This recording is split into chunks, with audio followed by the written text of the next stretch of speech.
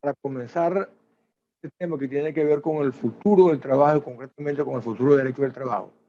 Quiero aprovechar que no está presente aquí en la sala Julio Pérez Graterol, que es el director de la Fundación Universidad, pero que es un hombre de muy mal carácter. Como no está presente, yo voy a aprovechar para iniciar mi intervención con una anécdota. Una anécdota para significar que este no es un tema que nos está preocupando desde ahora, sino desde hace mucho tiempo. En el año 92, hace casi 40 años, yo fui a Lima a una conferencia, a una reunión de trabajo en la oficina regional de la OIT para América Latina que queda en Lima. Al llegar al aeropuerto, uno de los colegas peruanos me dijo que habían organizado un foro sobre el futuro del derecho del trabajo y que me invitaban a participar conjuntamente con un colega de Panamá y otro de Brasil. Fíjense ustedes cómo ya en el año 92 los laboralistas nos estábamos preocupando por eso. A mí, por supuesto, que esta invitación me cayó un poco de sorpresa y no tenía muy claro lo que iba a decir. Después del almuerzo me fui a caminar por las cercanías del hotel y en aquel momento Lima era la capital de la informalidad en el mundo. Habían vendedores informales de todo, pero estaba más o menos subsectorizado. En una parte artículos de papelería, en otra de ferretería, y caminando por ese mundo de la informalidad, encontré que en una cuadra había una cantidad de personas que se ocupaban de leer el futuro. Andas que echaban las cartas, otra gente con una bola de cristal, pero vi en la esquina un señor que me pareció bastante serio que leía el tarot. Y yo me le acerqué. Cuando me le acerqué, él me pregunta, señor, dígame usted qué quiere saber. Y yo le pregunté, mire, yo creo que usted me ayude a conocer cuál será el futuro del derecho del trabajo. El hombre del tarot me miró y me dijo con gran desprecio, señor, el tarot es para cosas serias. Y quiere decir que nosotros tenemos que hablar del futuro del derecho del trabajo sin la ayuda de estos elementos extrasensoriales que permiten predecir el futuro. No tenemos una bola de cristal, pero sí tenemos una realidad presente que en buena parte es muy distinta a la realidad que existía cuando el derecho del trabajo nace a principios del siglo XX, finales del siglo XIX.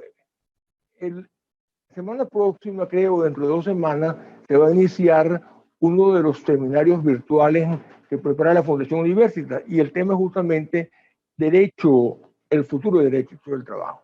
Yo tuve oportunidad de ver la videoconferencia de Juan Razo, además había leído ya con anterioridad de los trabajos que le ha hecho sobre el tema, y hace pues una especie de catálogo de una serie de realidades laborales que hace 10 años uno ni siquiera se imaginaba.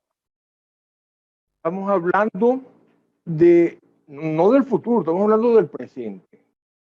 Entonces uno piensa, si esto ha evolucionado en forma tan rápida en una década, ¿qué podrá esperarse para dentro de 30 o de 40 años? ¿Cómo el derecho del trabajo y cómo los laboralistas vamos a enfrentar los desafíos que estas nuevas realidades nos están presentando? Yo voy a referirme únicamente a 2 cosas. No quiero agotar toda esa problemática que ustedes, quienes tengan interés, podrán abordarla directamente en ese próximo seminario que va a abrir la semana próxima la Fundación Universitas. Yo voy a referirme a si las herramientas fundamentales, categorías fundamentales que manejamos los laboralistas pueden ser adecuadas, pueden ser suficientes para enfrentar estas nuevas realidades que son distintas a aquellas que existían cuando estas categorías fueron formuladas. El derecho del trabajo nace como disciplina a finales del siglo XIX, a principios del siglo XX, y en ese momento el modelo de producción que privaba era, sobre todo en la industria, era el modelo fordista, taylorista, que hoy comienza a ser desplazado, que hoy es considerado obsoleto, por lo menos por las industrias que utilizan una tecnología de punta ya están totalmente distanciadas de ese modelo donde la producción era una actividad que se realizaba en cadena con actividades más o menos repetitivas y con la producción de un número muy reducido de productos, que eran los productos que se ofrecían en el mercado y que el mercado, digamos, se contentaba con esos productos. Hoy día, la disposición de nuevas tecnologías y las exigencias del mercado requieren que la producción sea muy diversificada, que cambie a cada momento, y eso es lo que ha dado lugar a que la gran fábrica donde se estaban centenares y centenares de trabajadores esté siendo desplazada por una organización productiva que se caracteriza más bien por las llamadas empresas en redes, empresas que muchas veces no tienen una localización física concreta, donde los trabajadores muchas veces no están, digamos, atados a un lugar de trabajo. La pregunta que yo me hago es la siguiente. Las categorías fundamentales con que hemos trabajado los laboralistas del nacimiento de nuestra disciplina. Voy a referirme fundamentalmente a dos de ellas. El principio protector como, digamos, acción fundamental, como principio madre de todas las otras formas regulativas del derecho laboral. Y la subordinación como elemento, como factor determinante del campo de aplicación del derecho laboral, van a poder ser utilizadas en un futuro o, yéndonos más atrás, son adecuadas para poder abordar hoy día la regulación de estas nuevas formas de organización del trabajo que se vienen produciendo y que son, digamos, sustancialmente distintas a las tradicionales. Vamos a hablar primero del principio o de la naturaleza protectoria del derecho del trabajo. El derecho del trabajo nace simplemente como una consecuencia de la denominada cuestión social. La revolución industrial supone que existen por primera vez en la vida, en la historia de la humanidad, grandes concentraciones de trabajadores en grandes establecimientos industriales y la relación entre esas cantidades enormes de trabajadores y sus empleadores se van a llevar a cabo en un ámbito en el cual lo que priva es la autonomía de la voluntad. La autonomía de la voluntad significa, desde el punto de vista jurídico, significado en ese momento desde el punto de vista jurídico, que las partes, empleador y trabajador, eran libres de obligarse a lo que ellos quisieran y de que solamente podían estar obligados a lo que ellos quisieran. Es decir, nadie, mucho menos el Estado, podía intervenir dentro de la fijación de las condiciones de trabajo. Esa autonomía de voluntad, lo que venía a determinar, por razones prácticas, es que no había tal autonomía, porque la autonomía le correspondía a una sola de las partes. Aquella parte que por ser propietaria del capital podía imponer a la otra, con mayor debilidad económica, las condiciones de trabajo de una manera unilateral. Para el trabajador, la libertad de contratar, la autonomía de su voluntad se reducía a dos alternativas. O aceptaba las condiciones laborales que le estaban siendo ofrecidas o se moría de hambre. Pero esa situación va a determinar en el curso de pocas décadas una gran conflictividad social. Los trabajadores, los obreros que están además aglutinados por primera vez en grandes fábricas y desprovistos de ese carácter patriarcal, tutelar, familiar del taller medieval, van entonces a enfrentar en luchas bastante fuertes a sus empleadores y consecuentemente al Estado. Eso va a dar lugar a situaciones que poco a poco van a establecer el Estado liberal burgués como una alternativa frente a la posición revolucionaria que venía siendo planteada fundamentalmente por Carlos Marx, comienza a acceder en dar ciertos derechos y ciertos niveles de protección a la clase trabajadora. Carlos Marx, en el Manifiesto Comunista, plantea simplemente la eliminación de la propiedad privada. Plantea que el Estado debe modificarse, y que debe ser asumido por el proletariado en una forma dictatorial. La dictadura del proletariado, que además debe ser una dictadura de carácter universal.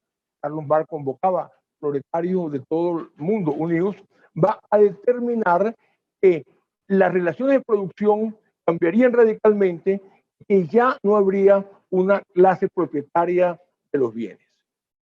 Frente a esa alternativa, la propia burguesía, o yo diría los sectores más inteligentes de la burguesía, comprenden que la gobernabilidad, no solamente dentro de sus empresas, sino dentro de las sociedades, no podía mantenerse dentro de esa esfera de autonomía de voluntad, de libertad absoluta de contratar que estaba siendo originalmente planteada. Y comienzan entonces a producirse primeras legislaciones industriales que con el desarrollo de la década van a configurar la disciplina del derecho del trabajo. Y por eso el derecho del trabajo es fundamentalmente un derecho protector de la clase trabajadora que por razones económicas no tiene la posibilidad de individualmente y sin la ayuda de esa normativa protectora establecer una negociación equitativa de sus condiciones de trabajo. Ahora, la pregunta que uno tendría que hacerse, esa realidad de desigualdad económica entre quien es propietario de los medios de producción y quien es solamente propietario de su fuerza de trabajo, ha cambiado como consecuencia de las nuevas formas de organizar el trabajo? Yo creo que no. ¿Y cambiará en un futuro próximo? También creo. Bueno, disculpen todos estos inconvenientes técnicos. Yo creo que es el profesor Julio Pérez que me está saboteando mi conferencia, porque no le gustó lo que dije de él al principio. Bueno, pienso yo entonces que la existencia de modalidades organizativas del trabajo, que son diferentes a las tradicionales, no tienen nada que ver con el Fordismo. Esas modalidades no van a suponer que haya un cambio en la distribución de la fuerza de poder entre quien es propietario de los modos de producción y quien simplemente es propietario de su fuerza de trabajo. Y pienso entonces que si no existe un ordenamiento que busque el equilibrio entre las partes, si no existe un elemento que proteja a la parte económica más débil, entonces se va a regresar al sistema de explotación que había a mitad del siglo XIX, cuando justamente nace el derecho laboral para poder establecer ese equilibrio, para poder crear unas condiciones más justas, más gobernables para la relación capital y trabajo y para la formación de las sociedades.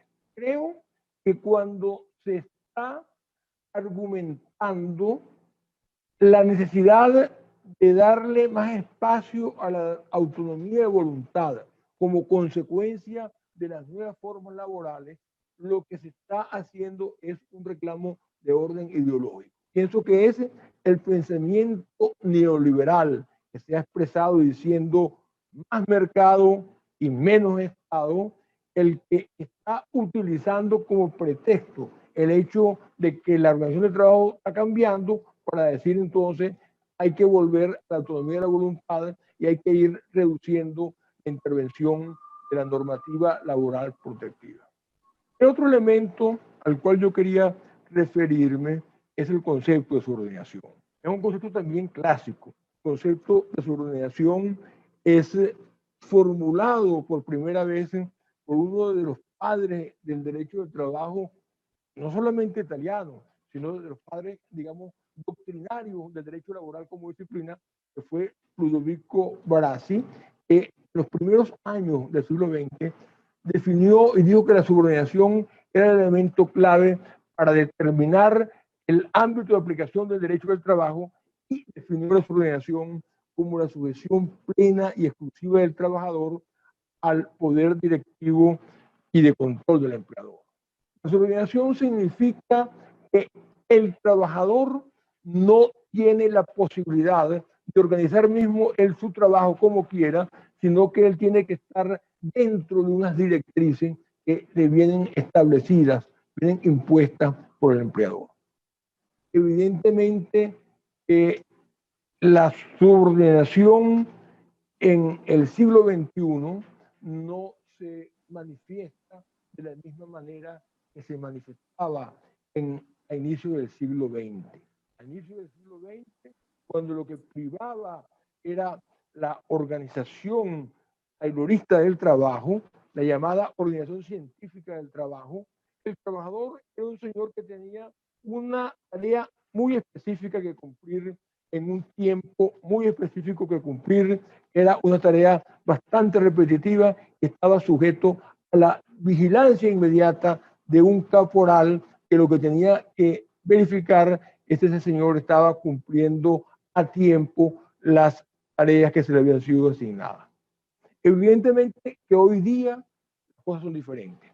Cuando uno habla del teletrabajo, cuando uno habla del trabajo a través de plataformas digitales, ya no se está dando la presencia del trabajador sujeto a la vigilancia inmediata de un caporal que le está diciendo cada momento lo que va a hacer. Muchas veces es el trabajador el que decide él mismo qué es lo que va a hacer en un momento determinado y es el trabajador el que tiene inclusive la posibilidad de cambiar sus estrategias laborales en un momento determinado. Pero lo que sigue siendo básico es que ese trabajador no está actuando por su propia cuenta, no está, digamos, diseñando, digamos, lo que él hace dentro de los planes generales de una organización empresarial, sino que es la organización empresarial la que fija su planificación y es la que le está dando las pautas. Y esta subordinación sigue existiendo a pesar de las nuevas tecnologías y lo que es más, se hace en cierta forma, en algunos casos, mucho más intensa de lo que nunca hubiera existido. La semana pasada, en la videoconferencia que tuvimos, fue a cargo de Federico Rosenbaum y era sobre el tema de la desconexión. Y ahí se planteaba cómo justamente las nuevas tecnologías le dan al empleador una posibilidad de control tan intensa que nunca fue imaginada. El más explotador de los patronos del siglo XIX no tenía la posibilidad de llegar a la casa de un trabajador un domingo en la tarde para darle alguna instrucción o simplemente para referirse a algo que tenía que ver con su trabajo. ¿Por qué? Porque el trabajador a lo mejor estaba a decenas de kilómetros de donde se encontraba el patrón. Hoy día, por el contrario, la subordinación se da, como digo, en una forma más intensa, porque hay una posibilidad de permanente y constante comunicación entre el trabajador y el empleador. No se puede decir que falta la subordinación cuando el trabajador está actuando fuera de un lugar físico que se llame establecimiento o empresa y cuando está haciendo su trabajo a decenas o a centenares de kilómetros de la sede de la empresa. Se puede decir, por ejemplo, para hablar de un caso que es muy notorio, que la persona que esté trabajando, que esté prestando su servicio como chofer de Uber, no esté sujeto a una subordinación. Es cierto que este chofer de Uber recibe una llamada y él puede atenderla o no atenderla de acuerdo a su disponibilidad en este momento. Es cierto que este señor no le están diciendo a cada día para dónde vas a ir, a dónde vayas, pero es la plataforma de la cual él forma parte, a la cual se ha adherido, la que está ejerciendo ese poder directivo y de control a que se refería Barassi en 1905. El trabajador de Uber no puede andar en el automóvil que quiera. Yo tengo un carro decimos en Venezuela, un automóvil, que es un Oldsmobile de 1948. Lo llamamos Megaterio, porque es tan viejo que parece un animal prehistórico. Yo traté de meterme en Uber con ese automóvil. Me dijeron, no, señor, ¿cómo se le ocurre? Tiene que tener un automóvil que tiene que tener estas características de ser mucho más nuevo, tiene que tener estas características de confort. Pero aparte de eso, la forma yo no puedo ofrecer mi servicio a quien yo quiera en el momento que yo quiera, porque es la plataforma la que me está indicando a dónde soy llamado y es justamente la plataforma la que recibe el pago por parte del usuario y que luego se me va a transferir a mí. Entonces, en consecuencia, no se puede decir que ese trabajador que está trabajando a través de una plataforma digital pueda considerarse como alguien que sea autónomo y que no esté sujeto a un poder directivo y de control de quien maneja la plataforma. Pienso pues que la subordinación va a seguir siendo el elemento que va a determinar el campo de aplicación del derecho del trabajo. Lo que ocurre es que las manifestaciones de la subordinación van a ser diferentes. Las modalidades de que se ejerce la subordinación serán totalmente distintas. Y en eso caemos en un tema que ha sido muy utilizado por la jurisprudencia, al cual no voy a referirme de manera muy específica, porque hace 2 semanas en esta videoconferencia lo trató y lo trató de una manera excelente el colega argentino Sebastián Copoleta, que es el manejo por parte de la jurisprudencia de las de indicios como una forma de determinar el carácter laboral o no laboral de una relación en aquellos casos en los cuales puede haber cierta confusión. El haz de indicio no puede únicamente fijarse en que la persona tenga que asistir a un lugar de trabajo, de que tenga que cumplir un horario, de que tenga que llevar un uniforme o de que tenga que estar sujeto a unas instrucciones periódicas. El haz de indicio tendrá que formularse de una manera más amplia para poder determinar que habrá laboralidad en aquel momento en que haya la sujeción de quien presta un servicio a el poder directivo de quien está pagando por el servicio. Cuando no haya tal sujeción, entonces estaríamos en ese momento fuera del campo del derecho del trabajo y entraríamos en un campo también que es muy delicado y que es muy importante, que es el del trabajo autónomo. Trabajo autónomo que evidentemente debe ser regulado, trabajo autónomo que también requiere de una tutela, pero que por razones que no sería del momento exponer, porque me llevaría mucho más del tiempo de que dispongo, no es llevada a cabo esa tutela de una manera eficiente por el derecho del trabajo, que tiene unas técnicas de tutelaje, unas técnicas de protección que no son fácilmente aplicables al trabajo autónomo, razón por la cual los autónomos que requieren tutela y que requieren protección deben entonces ser sujetos de otras modalidades de tutela que escapan ya del campo del derecho laboral. Bueno, amigos, con esto hago, digamos, lo que podríamos llamar el abreboca de esta discusión y estoy pues a su orden para cualquier comentario. Gracias.